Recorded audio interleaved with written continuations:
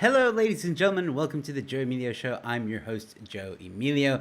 And tonight, ladies and gentlemen, we're going to get right into the interview with Mike Settas from Free Market Foundation as we discuss why the national health insurance is a very bad idea. All that and a lot more coming up, ladies and gentlemen.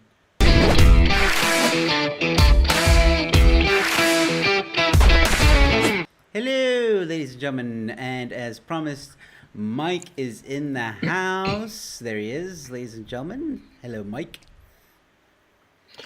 Evening, Joe. How are you doing, buddy? Yeah, all good, thank you. Nice summer storms, always exciting. Fantastic. In Are you? Joburg? Yeah, I was about to ask you if you're in Joburg. I'm in sunny Cape Town where it's hot. Aha. Very, very hot. All right, Mike. So thank you, by the way, for freeing up some of your time to join me on the show to discuss what I think is a very important topic, especially now in South Africa.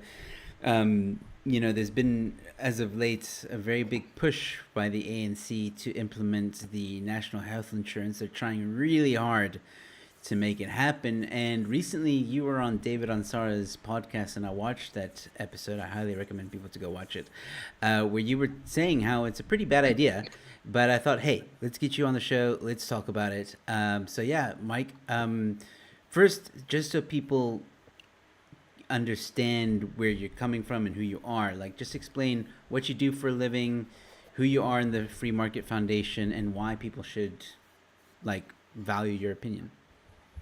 Yeah, well, thanks, Joe. I mean, well, I've been in healthcare my whole life, basically, about 30 years now. You can see all the grey hairs, that sort of sums it up. But yeah, the Free Market Foundation, I chair the health policy unit. So and as the name suggests, it's that unit is all about sort of looking at health policy in whichever form it comes, whether it's in the public sector, the private sector, and our sort of task, if you like, or what we do is we analyze it and see where we agree with things, where we don't agree with things, and sort of add our perspective to that.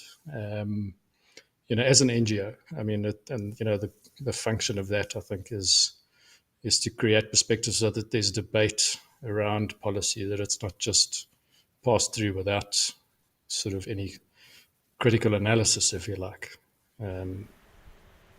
So I mean, I think that's sort of what is, in essence, what the foundation does, in a variety of areas. Obviously, for me, it's health. Yeah. And NHI, what is the most alarming thing for you about the NHI? Sure. It's hard to describe it as being one thing, but I think if it is the one, it's the centralization of everything. The entire private sector, the entire public sector will be centralized into essentially what will be one SOE, state-owned entity. It'll be in the terms of the design that's been fed through right from the beginning. The green paper, there were two white papers plus the NHI bill, which is now before Parliament. It will be this entity will be more than 3 times the size of Eskom in terms of turnover. All centralized, all under the control of the Minister of Health, whoever holds that post. So wield an enormous amount of financial power. The centralization of it is in total contrast to how health systems globally run. Even countries like the UK, which have technically a similar system, but they've spent the last 3 decades decentralizing the entire system because that works better. Even sort of taking out the issues of concerns in a South African context of corruption, which probably the biggest concern around this proposal. But if you take that out, even if just looking at the UK, they decided 30 years ago in the mid 80s, late 80s, the centralized structure didn't work, and they've spent the last 3 decades decentralizing, and things have got better for them. So I think it's probably that probably my biggest concern is that aspect of it. Although I have to say there are many concerning aspects to it. Yeah, and I'm sure we'll get into those other aspects in a moment. I just want to remind the people watching, if you do have a question for Mike, please feel free to ask away. I do keep an eye on the live chat's comment section. Thank you, Gavin, for tuning in, and everybody else that is tuned in at the moment, Voot and others. Thank you guys so much. Remember, ask away, and I will definitely pop the question up. Getting back to the NHI and what you just said, a lot of people like to say, like, yeah, but it works in Switzerland, man. Like, Switzerland have a great, healthcare system, and it's free, and it's this and it's that. But like you just said, there are certain aspects of it that probably that work better than in South Africa. I would hate to see, um, well, I guess if you go to a government hospital at the moment in South Africa, that's pretty much what is going to happen across the board in South Africa to every hospital. Um, is there any? Do you find any pushback with hospitals about this NHI, or do you feel that most of them are on board with it? I suppose, I mean, you have to separate, so we're talking public or private. I don't think the private hospitals are particularly enamored with the proposal. I mean, effectively, I don't think any private service provider, medical service provider, could be enamored with it, because essentially what this proposal is doing is going to make them all servants of the state, because the only entity through which their services will be funded or insured, if you like, will be the NHR. Yeah, So the NHR will determine everything: how much they get paid, what services they can deliver, how they will deliver it. Essentially, it's a nationalisation of the private sector. I don't mean the public sector hospitals. I, I think they have enough of their own troubles on their plates. I don't know that they have any sort of input or opinion. I mean, essentially, they're not entities on their own. They're divisions, if you like, of the provincial health department, whichever yeah. province they're in. And are you? I mean, Vut also asked. I was going to ask this next, but one of the viewers asked a question now, saying, "What are the medical aids doing anything to stop this?" Yeah, I mean, there's been some comment. I mean, the Health Portfolio Committee in Parliament that's gone through a number of hearings. I can't remember the numbers, but there were many submissions that were made, presentations as well to the Portfolio Committee. For example, we presented last year, I think in May or June, a number of NGOs, a number of stakeholders presented.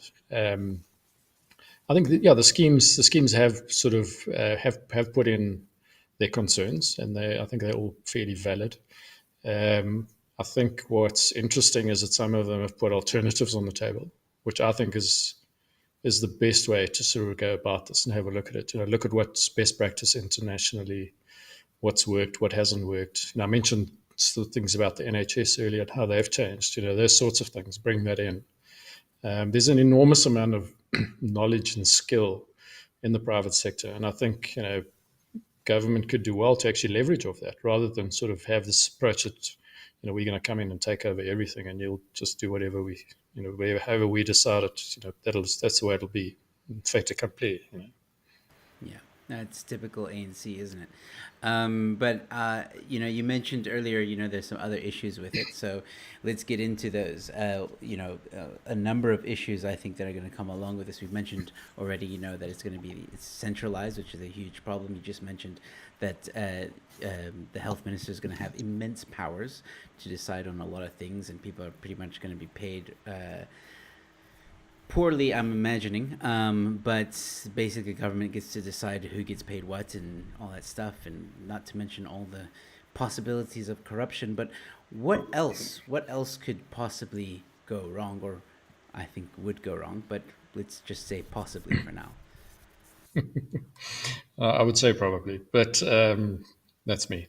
Look, I think there's one of the key issues around this proposal, and there are a number of key aspects around it which are concerning. But one of the real sort of things that's has been quite alarming for me, and I think of a number of other people as well, is that this is a massive proposal. It's a massive reorganization of both the public and private sectors. I often reiterate that. Everyone sort of thinks it's just the private sector having a moan about this, but the public sector is going to fundamentally change how it operates as well, very, very substantially so.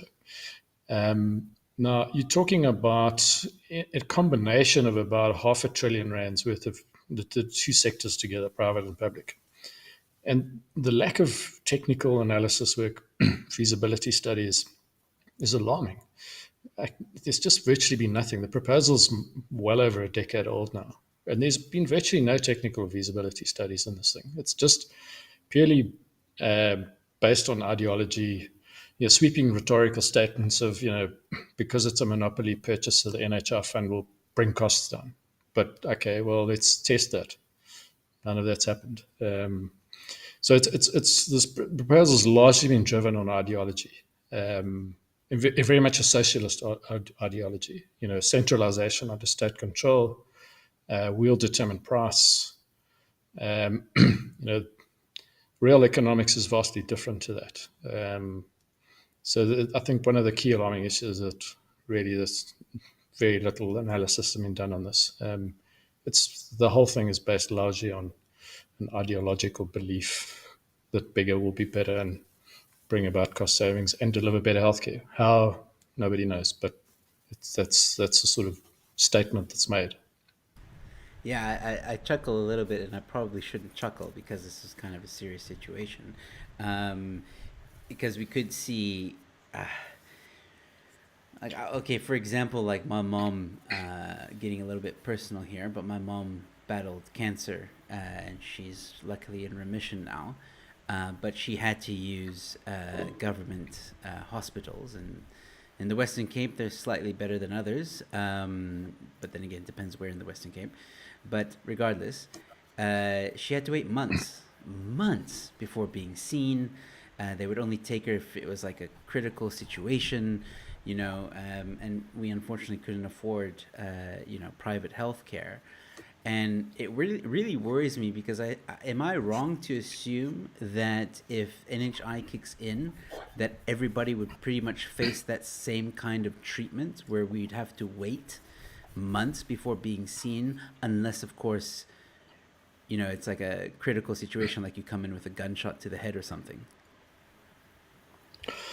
Yeah, I mean, cancer or oncology treatment. I'm glad your mom's doing better now, but it's look, it's a global issue. Oncology treatment. I mean, the technology around it's improving in leaps and bounds.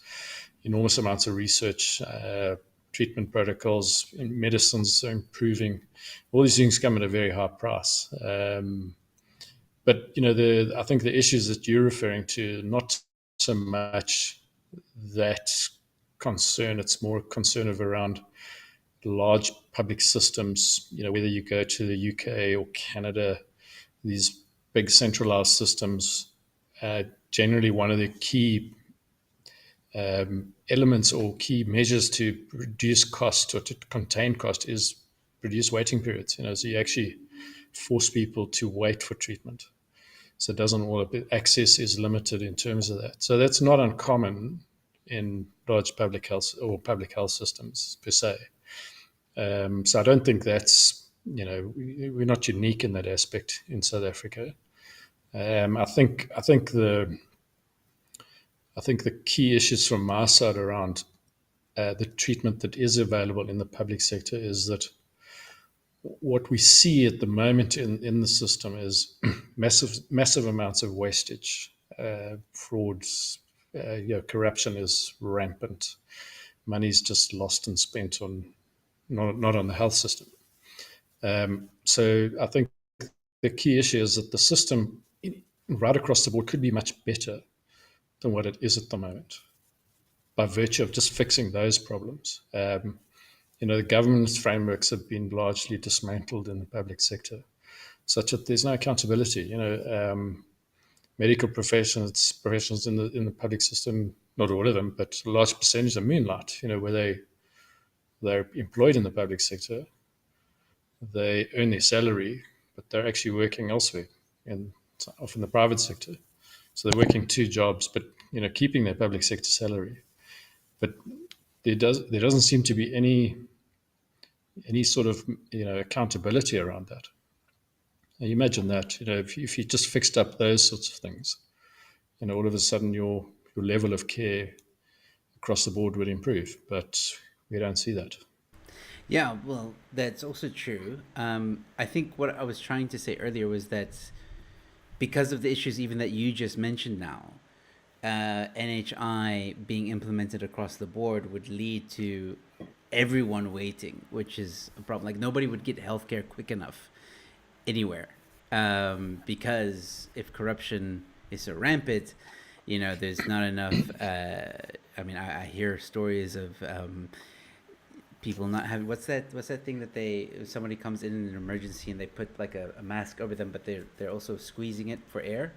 I don't know what that thing is called. Uh, A respirator? No, Beyond it's I don't know. respirator, yeah, thing I Um, imagine, yeah. and they don't even have that. Like they're using Coke bottles to push the air through and stuff like that. So I mean, like you said, corruption is rampant.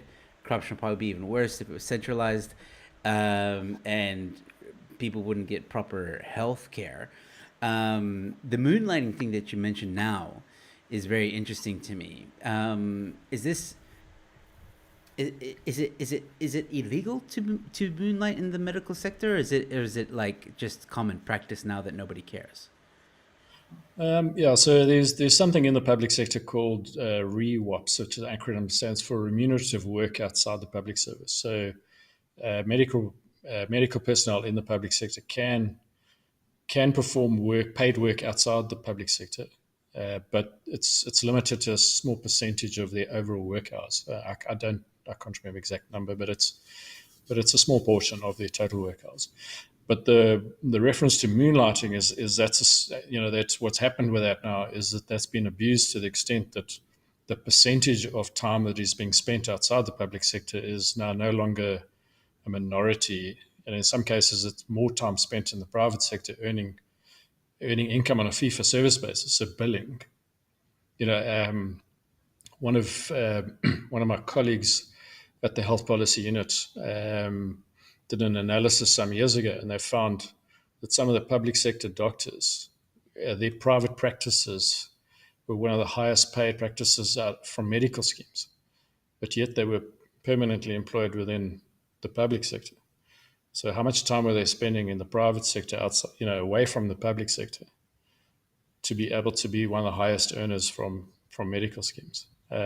So that's when the reference to moonlighting is, I suppose, the abuse of that limited allowance. There's not been much studying done on it.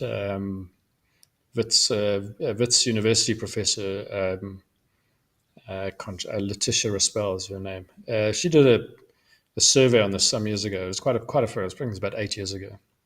And I mean, amongst nurses, found that 40% of them were quite actively doing this. So that's a fairly sizable percentage. But there's been no sort of official, you know, analysis from the Department of Health itself to go, we've got a problem here. I mean, they must certainly acknowledge that there's a problem in this. But it's not assessed, it's not analysed. Basically, they're completely stum about it. You don't hear anything, but it's definitely a problem. It's there. To what extent, more in-depth analysis would be needed to understand to what extent it is a problem. Absolutely, I would agree with that. But I don't think the ANC has any interest to find out. Um, but also talking about the NHI, I just wanted to get to know also something. So, what is the worst story you've heard so far? Because you mentioned the corruption and how bad it is and how it's unfair. There's funds that are not going to certain hospitals to get what they actually need. What's the worst story you've heard of where the corruption is so bad that it's really affecting the citizens of South Africa? Well, I think one that sort of is extremely upsetting is was the assassination last year of Babita Diakara. She was a whistleblower in the department in Gauteng Department of Health. I mean, she'd uncovered or identified transactions to the value of 850 million from one hospital. That's the Tembisa Hospital on the east rand of Johannesburg. And, by all accounts, it appears she was killed for that horrifically, and she was, I can't remember, something like 17 or 18 gunshots in her car. Now, if further analysis, as I know recently in the last week or so, maybe 2 weeks, Jack Bloom, who's with the DA, but he's a sort of shadow. I don't know if he's spokesman for health in Gauteng. I can't exactly remember, but they've investigated some of the payments that she highlighted. This Babita Deokaram highlighted. I mean, some stuff's been purchased for millions and millions of rands, not health related at all. T-shirts, jeans, a whole variety of things, leatherback chairs, all at massively inflated prices. So, this money has now been taken away, stolen away from being spent on medicines, upon materials that are needed to run a health department. So, those types of things. I mean, they're exceptionally distressing, because not only are you facing people who are willing to steal from health system, in other words, deny people decent healthcare, but they're willing to kill someone just to cover up their misdeeds. So it's very distressing. No, it is indeed. It just shows you the mafia state that we live in, to be honest, and it's a scary thought, to say the least. It's very scary. Yeah. Um, do you fear for your life? I mean, you're someone that's like advocating against the NHI quite strongly. No, not really. I mean, I mean, I'm not preventing anyone from. I'm not going to be. I'm not going to be producing evidence that will send someone to jail or potentially send someone to jail. So I don't think so. But it's. Yeah, I suppose you do sort of think about it occasionally, like, because it's not uncommon for assassinations, political assassinations, to happen in South Africa. I mean, it seems to be fairly widespread these days. But no, not. I don't really know. Okay, cool. Just making sure. All right, so I just want to get to some of the comments that are coming through here. I see Zach is in the house. Hello, Zach. He's a frequent subscriber and viewer. Um, uh, Hello, learning Zach. learning to stream asks, is this something we can refuse to support? I'm not exactly. Well, I think it is something we can refuse to support, but I'm imagining.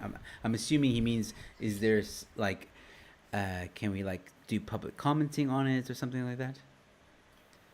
Yeah, I mean, I think the public, the health portfolio committee that went around the country, sort of getting input from various, um, from all stakeholders, from the public, from NGOs, from universities, etc., etc. I mean, those have all pretty much closed up now. But I think the the problem with the proposal is that it's not going to give you that option to say, I don't want to be part of this, because the NHI bill is saying that if you do have private cover, which only about 15% of South Africans do, um, that you're not going to be able to maintain that private cover. You're going to have to belong to the NHI. You're going to have to partake in the system.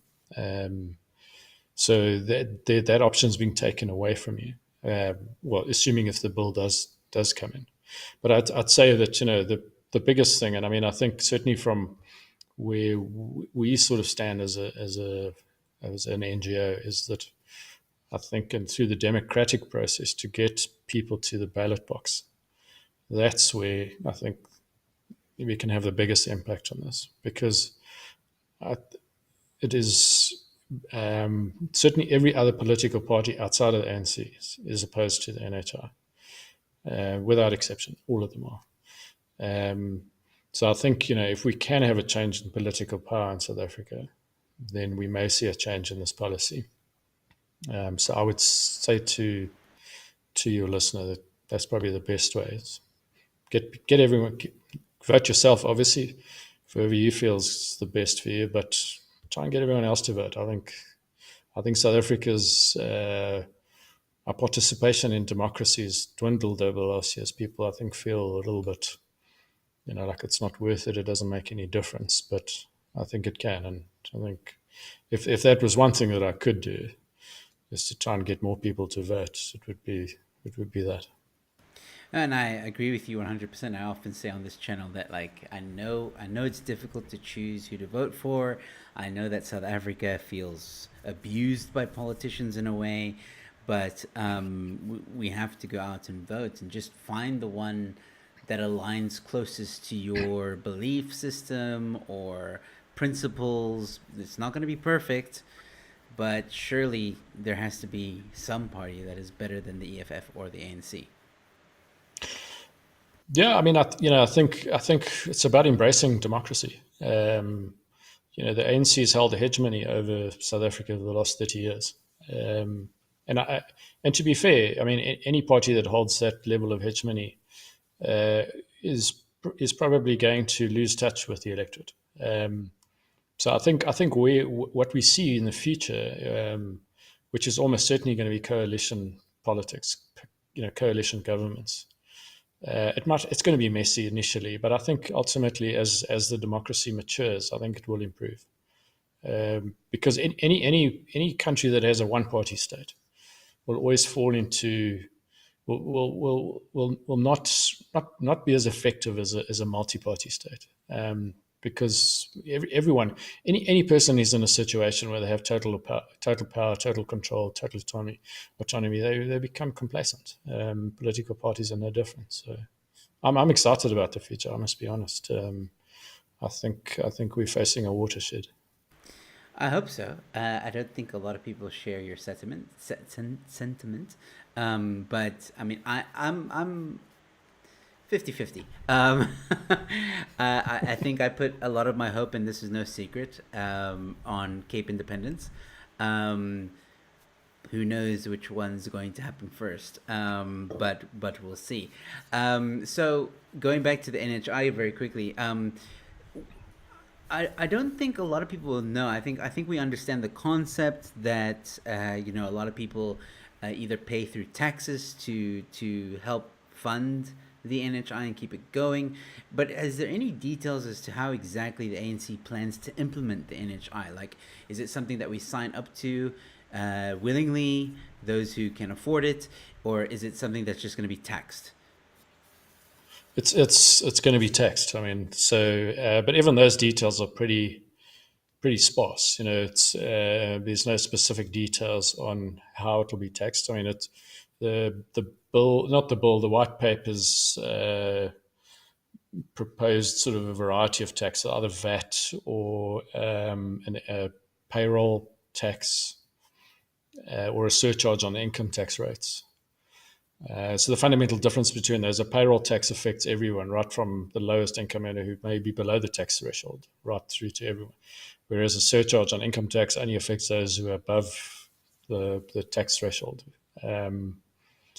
So those are the options that were put on the table. But the number that was fed right through from the Green Paper in 2011 right the way through to is around 3% of GDP, which in today's numbers we're looking at probably close on 200 billion rand a year extra taxes over and above what current taxes are to fund this.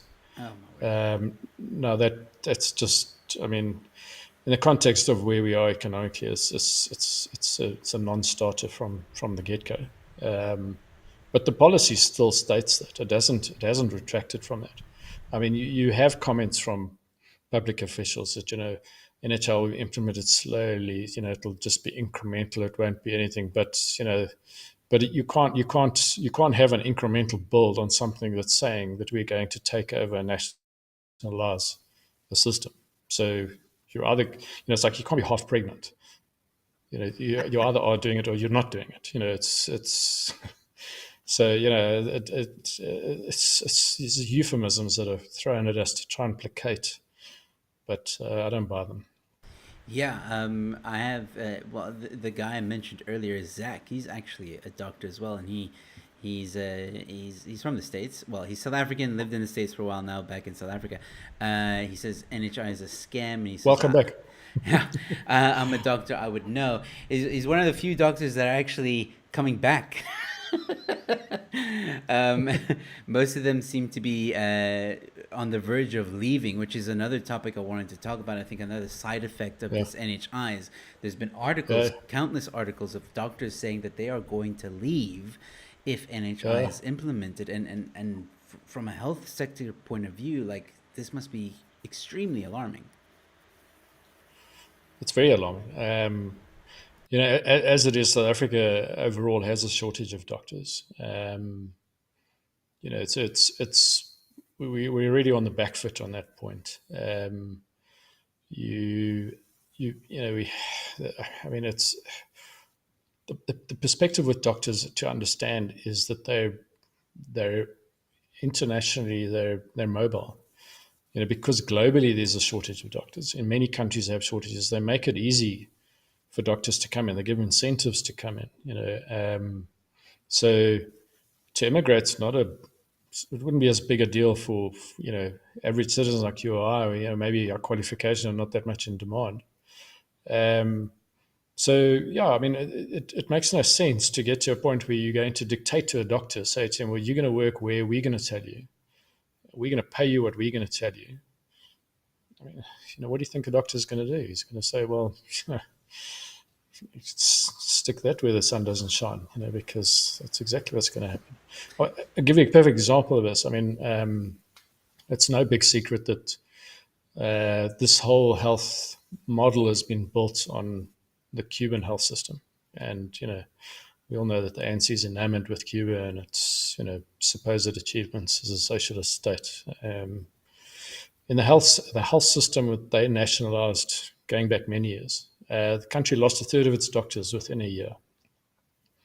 Health outcomes plummeted. It took them more than a decade to restore those health outcomes because the doctors left. And it was also a nationalization of the health system, just like this. So, and I'll even add to that, is that again throughout this policy process, absolutely no feasibility analysis been done on that aspect. What if X percentage of doctors leave? We could start at like say 5%, 20%, 40%. None of it hasn't happened. But it must surely be a consideration. I mean, can't be that arrogant to go and say, well, it doesn't matter. Maybe they are. I don't know. Maybe. I think also from a doctor's point of view, it's important to also maybe some doctors out there are watching this and thinking, maybe it's they understand that it's a bad idea, but maybe they don't know how bad it can get. For example, I wanted to ask you, we spoke about public and private. There's also doctors out there that have their own practices. They're standalone on their own. They're not in a hospital. They're just, you go to like a building, a house or whatever, and there the doctors doing their thing. This is common with a lot of practices, or doctors that have their own practice. Would the NHI also affect them? Yeah, absolutely. So I So, mean, okay. the essence of let me call it the technical terminology of what the NHR bill is called a complementary single payer fund. So now a single payer means it's the only fund, it's the only insurer in the country that can insure healthcare. And complementary means that no other, like a medical scheme, would be an alternative insurer. And a medical scheme cannot insure the same service or benefit that the NHR is insuring. So, if, for example, you're a GP and the NHR says, well, we're going to cover all primary care services that a GP provides, the medical schemes won't be allowed to insure the services of a GP. So, therefore, the only way that the GP can earn a living is to contract with the NHR. So, it'll be forced into the system, forced to work at the rate that the NHR determines. But it goes even beyond that because the NHR is going to say, well, yeah, we'll contract with you, but only if you work in this area. This is a certificate of need that was actually found unconstitutional about 6 months ago in the High Court. That's a slightly more complex aspect to this whole thing. But, so it's very, very much going to impact on doctors, right? At a, doctors in private practice, as it could even be a single doctor, right through to institutional service providers like hospitals or clinics. Um, Also, it'll be dictated to as to at what rate they would provide what services that they can deliver.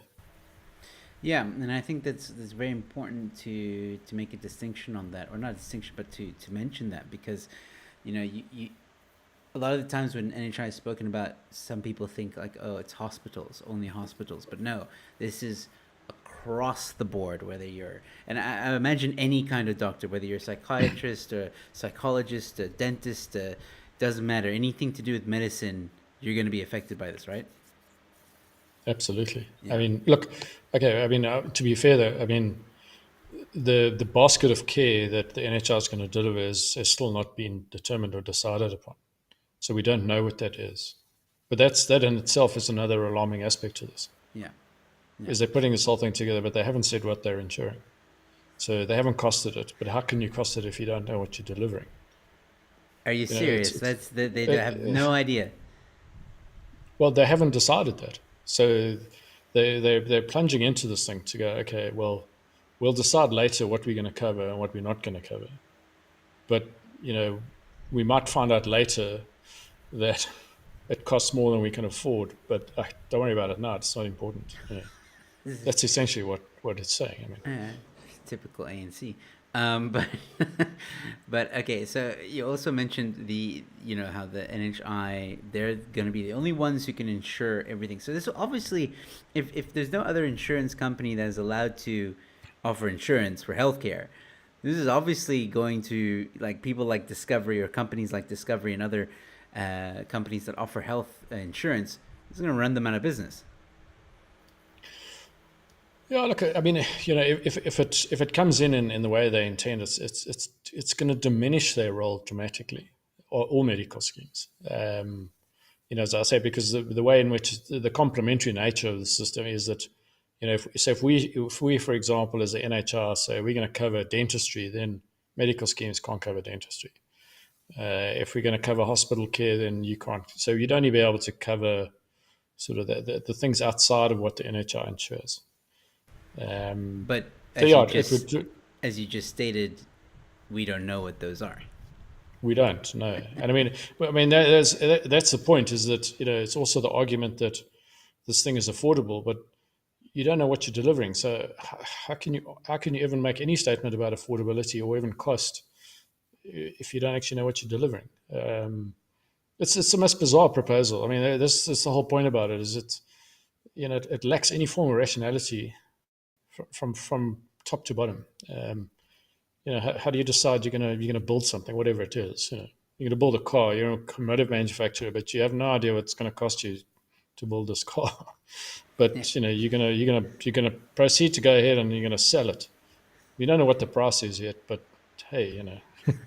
yeah. It's like it's just, we got a great idea for a car. It's gonna do X, Y, and Z. It's gonna fly. It's gonna do everything. We don't know how it looks, and we don't know how it's gonna be powered, and we don't know how many people it can seat.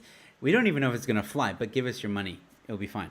Uh, That's the key aspect. Give us your money yeah. up front. It's well put. Okay. Well, I shouldn't be laughing, but if you don't, so moving on. I think another aspect of the NHI that I would like to just get into with you is the idea that you know it's been, not the idea, rather I should say, it's been fought.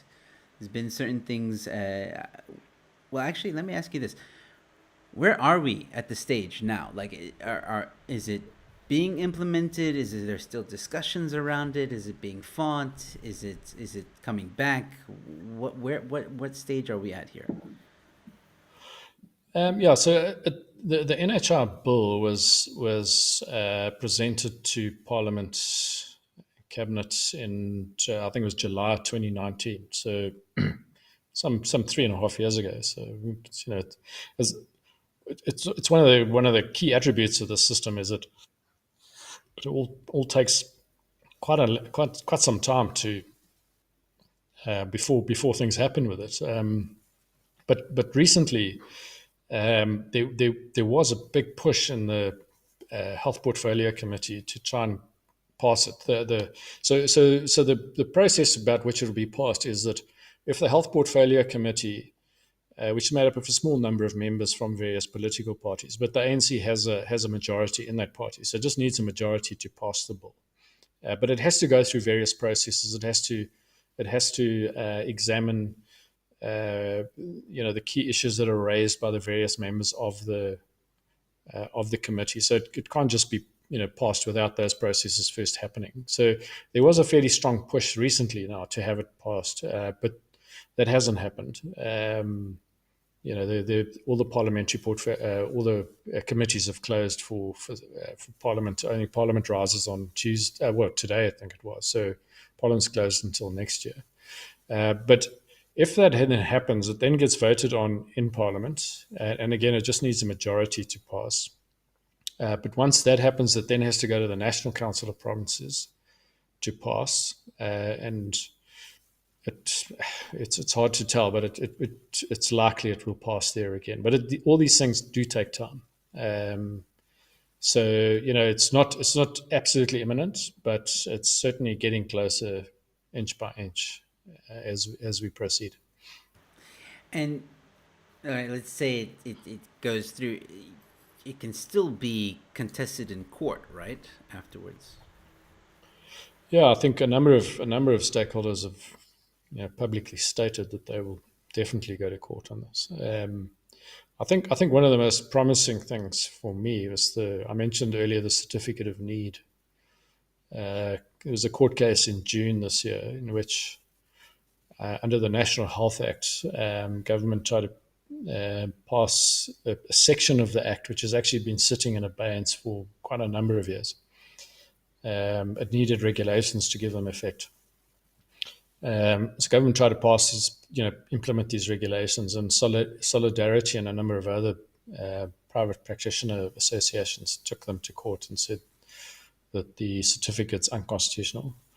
And the High Court judge ruled quite a damning ruling that was unconstitutional on 6 grounds. And the certificate of need is quite fundamental to enabling NHR. So the fact that this court case that the judge ruled on this is actually quite a strong point, and a sign that that policy can't just railroad constitutional rights. So I'm quite excited about this court case. The court ruling from the High Court judge has to be ratified now by the Constitutional Court. So it sits on their roll. I'm absolutely not sure when that's going to be heard. But if the Constitutional Court ratifies those rulings, then NHR's pretty much got nowhere to go, because there's nowhere to go after the Con Court. So I'm quite excited about it. So I'm quite optimistic that this policy might be heading to the end of the coming to a dead end. Well, that is good news. And I'm glad to hear that you're optimistic. It makes me optimistic. so so yeah. I think like many things that the ANC tries to do, it will flop. And that the ANC mainly does it to just get voter sympathy. That as we get closer to 2024, there's going to seem like a very big push for it, just so that they can do a bit of PR work around it. But at the end of the day, I hope democracy will prevail. But I know that there's a lot of institutions, or organizations rather, that will fight it. I know Free Market Foundation will fight it. Sachilech will probably fight it. There's a lot of other organizations that will more than likely fight it, just like EWC is definitely going to be contested if that goes through as well. So. Yeah, I think I mean, one of the key issues for me around this NHR proposal is it's targeted the wrong problem around, in both the public and private sectors. It's targeted the wrong problems. in the public sector, the key issues of why the public sector is failing, it's got nothing to do with the lack of funding. In actual fact, research we did last year, we had a grant from an international donor, which we did holiday research around we did private and public, but one of the findings in the public sector was that the public health budget has grown enormously in the last 2 decades. That we now have double the budget per capita and in real terms that we had 20 years ago. The perception obviously is that that's not the case because the public sector is in such a bad state. But the reality is that it's got more budget than it's ever had, double, as I say, from 20 years ago. So, the argument in the NHR policy process has always been that there's not enough doctors and not enough budget, and that's why healthcare is bad. But that's not really the case. The problem is that the governance frameworks have been destroyed. So there's no accountability. So you can throw as much money as you like at the public system. It won't come right until you fix those governance issues. And then in the private sector, ironically, it was one of the previous health ministers, Dr. Aaron Motsoaledi, who implemented requested the health market inquiry into the private sector. And there's a research-based, very detailed blueprint on how to fix the problems in the private sector. But it's now just gathering up the 6-year-long policy, the process coming to its final findings and conclusions now just gathering dust. Jeez. So the solutions have always been there. The funding has always been there. This is just another way for the ANC to just get more money, basically. I mean, yeah. It is. I don't like to be cynical about it, but it's hard not to be. The centralization of the NHR. I mean, it's going to be billions and billions, hundreds of billions. Yeah, but you know what, Mike? Sorry to interrupt, but like what really irritates me and really actually pisses me off and should piss off a lot of people out there is that, you said it yourself now, the funding has always been there. It's never been an issue, but it's been going to caterers and other people in the ANC.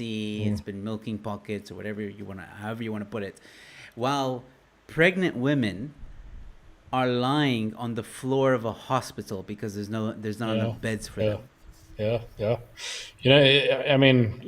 I suppose I try to contain myself on these things, but it's difficult, because, like if we go back to the Babita Diakaram story, she was assassinated after uncovering 850 million rands worth of suspicious transactions. Let's leave it at that.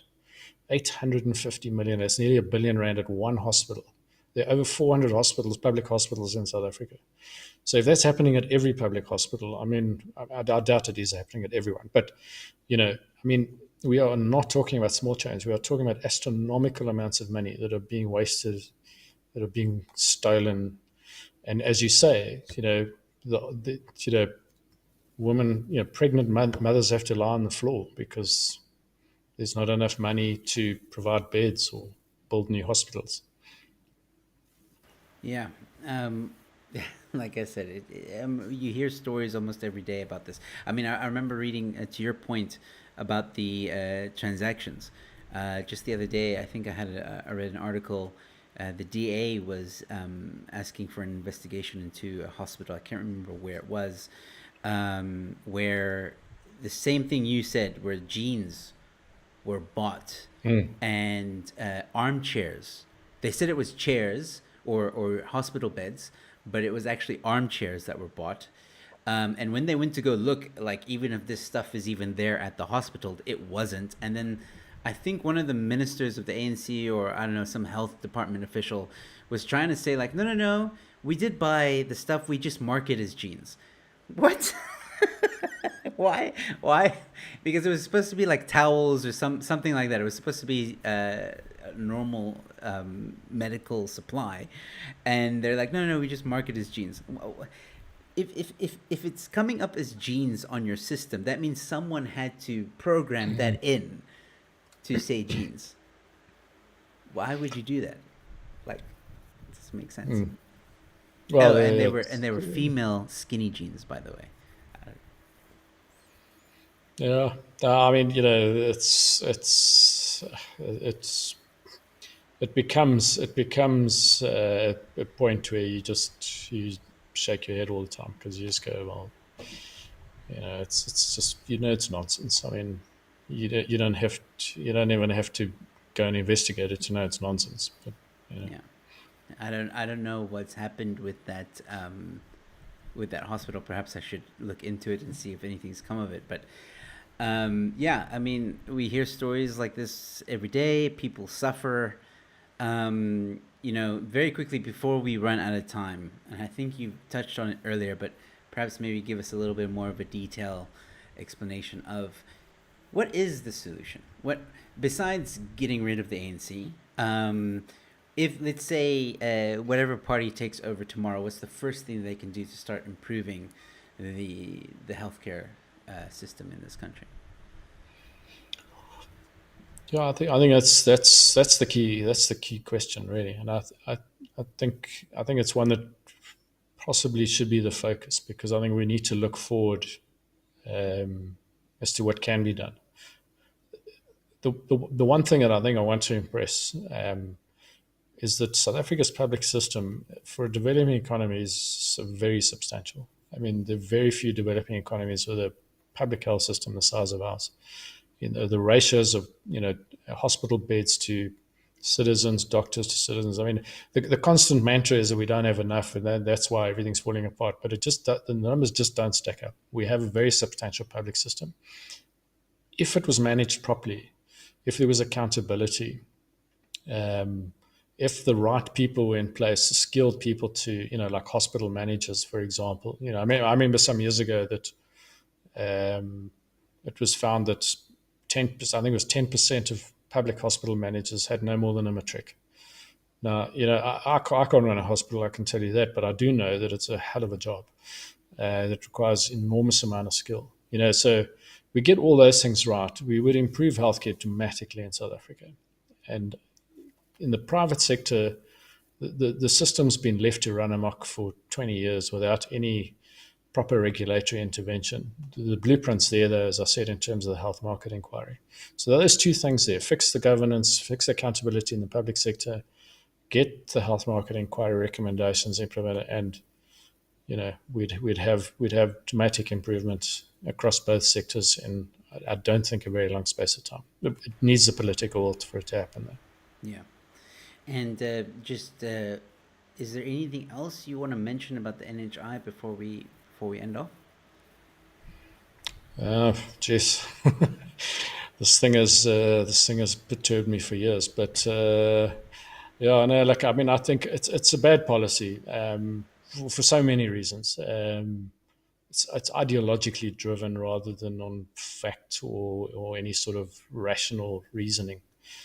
And it's been a massive detraction from what could have been, and that's I think in essence that might be probably the thing that really upsets me the most because had there been the political will to fix things, things could have been much better for a long period of time already. But everything's been pushed aside to believe in this so-called magical solution that's just somehow going to fix everything. All right, ladies and gentlemen. Well, that's pretty much going to wrap up this conversation. So there you have it. This is why the NHI is a bad idea. Take it from Mike. He's been following this story for a very long time and keeping up the good fight. Mike, what's next for you and the Free Market Foundation? Obviously, you guys are going to keep a close eye on this story and keep up the good fight. I'm sure you guys have some things up your sleeves just in case things go awry. But what are the next steps for you guys? We're obviously going to see what's going to happen next year in terms of the parliamentary process. Obviously, next year is the year before an election. So often, what happens is the rhetoric ramps up dramatically. I'm sort of anticipating that the second half of next year is going to be the normal madness and silly season stuff that we see. So yeah, it'll be about, I think, about sort of countering those issues, watching where that parliamentary process goes. I think a number of stakeholders are sort of having a look at what the possible legal options are should this thing get passed. But yeah, I mean, it's hard to tell. There's a lot of uncertainty around it, but certainly we're going to keep our fingers on the pulse and monitor where things are going. All right, Mike Settas, thank you so much for joining me. Ladies and gentlemen, this is Mike Settas from the Freedom Free Market Foundation. Sorry. Um, just mention to people if you have any social media or website where people can find you. Yeah, well, we do have a website. I think it's maybe key to point we have a new CEO elect who will be starting, David Ansara. I've known David for some time, and I think he's part of what we like to call the true liberals in terms of believing in democratic processes, believing in individual freedoms, and I think he's going to do well for the foundation. And I'm looking forward to what we'll be able to do going forward. We're on the press quite often. We obviously try and do sort of as much of these talks to try and raise public awareness. Um, you know, see where we can go on these sorts of things. Yeah, well, we look forward to the how this unfolds and whether we can have an impact on that. Fantastic. Yeah. I wish David the best of luck over there at the Free Market Foundation. Should be uh, really interesting to see what he brings to the table for you guys. So, yeah, Mike, thanks again for joining me and have a good night. Thanks for having me on, Joe. Take care. Cheers. All right, ladies and gentlemen, that was Mike Settas from Free Market Foundation. Thank you guys so much for tuning in tonight.